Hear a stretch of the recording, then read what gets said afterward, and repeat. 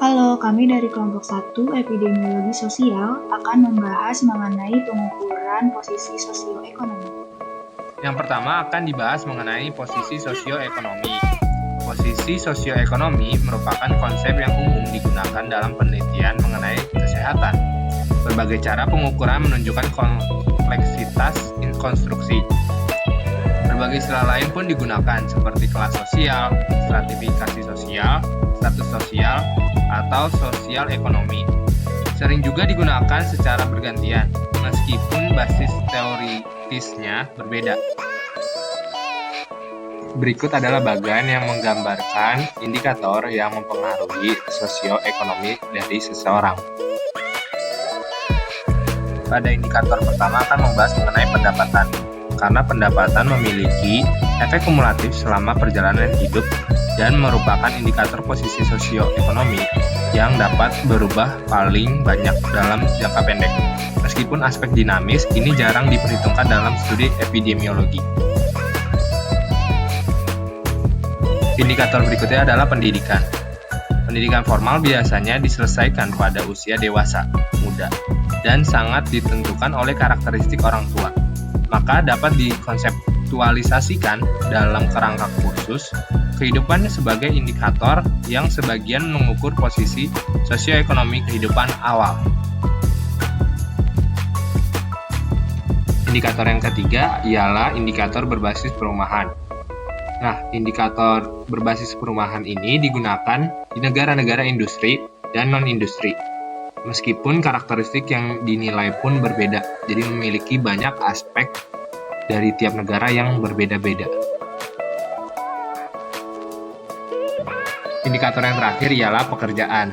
Pekerjaan dapat merepresentasikan posisi sosioekonomi sebagai cerminan dari tempat seseorang dalam masyarakat terkait dengan status sosial, pendapatan, dan kecerdasan yang dimiliki oleh seseorang. Surjono Sukanto tahun 2010 dalam mengukur posisi sosioekonomi menggunakan 4 pertimbangan. Yang pertama yaitu kekayaan.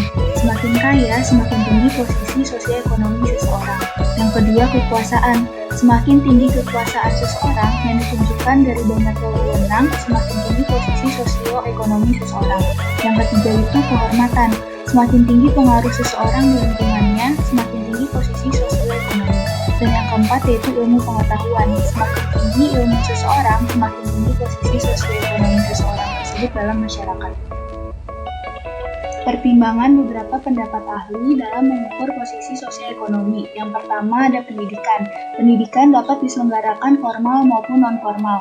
Pengukuran dengan pendidikan yang paling sering digunakan ialah dengan melihat jumlah tahun sekolah yang berhasil ditempuh. Yang kedua ada pendapatan. Pendapatan dikelompokkan menjadi formal dan informal. Pendapatan formal merupakan pendapatan yang diterima hasil balas jasa berupa gaji, sedangkan pendapatan informal merupakan pendapatan hasil balas jasa dari hasil investasi dan pendapatan hasil usaha sendiri. Yang ketiga ada fasilitas khusus dan barang berharga yang dimiliki.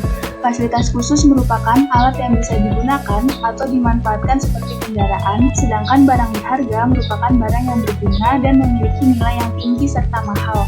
Barang berharga dapat berupa perhiasan dan rumah.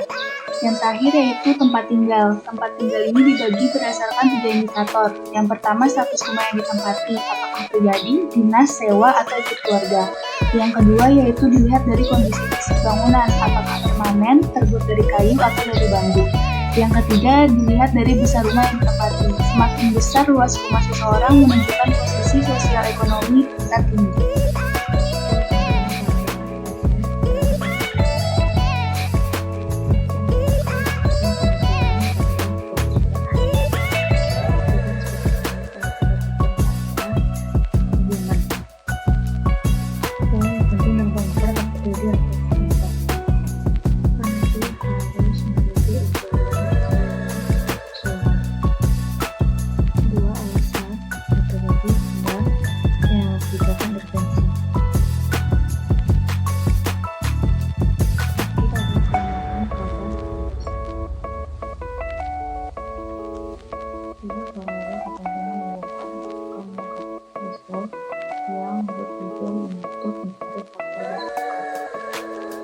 Adapun secara ke standar 1 adalah ilmu berikut resiko adalah adanya kerumunan antara pada penyakit.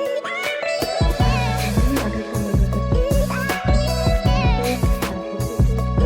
dan COVID. Berikut kewenangan ekonomi pada selanjutnya akan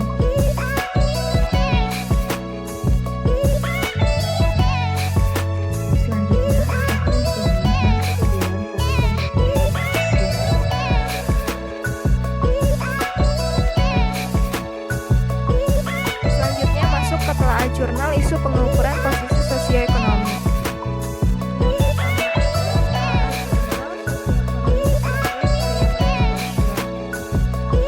Judulnya adalah hubungan antara faktor sosioekonomi ibu terhadap pengetahuan mengenai tuberkulosis dan latar belakangnya.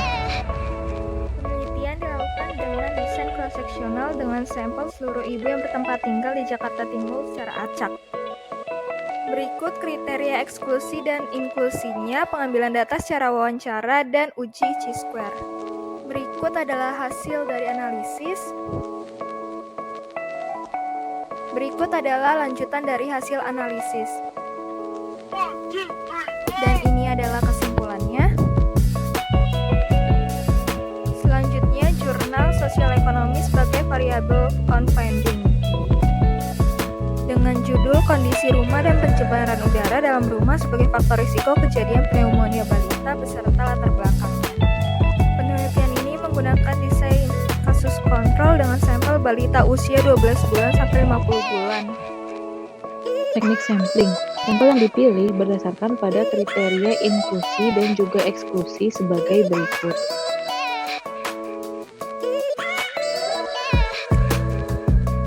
Pengumpulan data dilakukan melalui wawancara. Analisis data menggunakan univariat, bivariat, dan multivariat.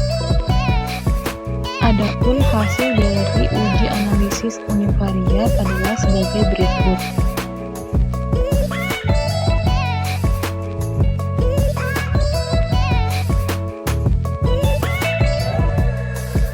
Selanjutnya adalah hasil dari uji analisis bivariat, yaitu sebagai berikut. Selanjutnya adalah hasil dari uji multivariat. Kesimpulannya, kondisi rumah berhubungan dengan kejadian pneumonia setelah dikontrol dengan variabel pencemaran udara, BLR, status gizi balita, dan interaksi antar sosial ekonomi sebagai variabel outcome.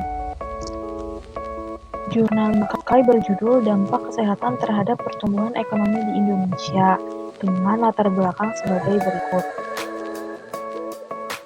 Pun variabelnya sebagai berikut dengan metode analisis regresi berganda dan data yang digunakan adalah data sekunder. Adapun hasil yang diperoleh dari penelitian tersebut adalah sebagai berikut. Kesimpulannya, angka harapan hidup, angka kesakitan, dan investasi berpengaruh positif, sedangkan angka kelahiran berpengaruh negatif terhadap pertumbuhan ekonomi di Indonesia. Disclaimer, video ini telah diberikan izin. Sekian, terima kasih.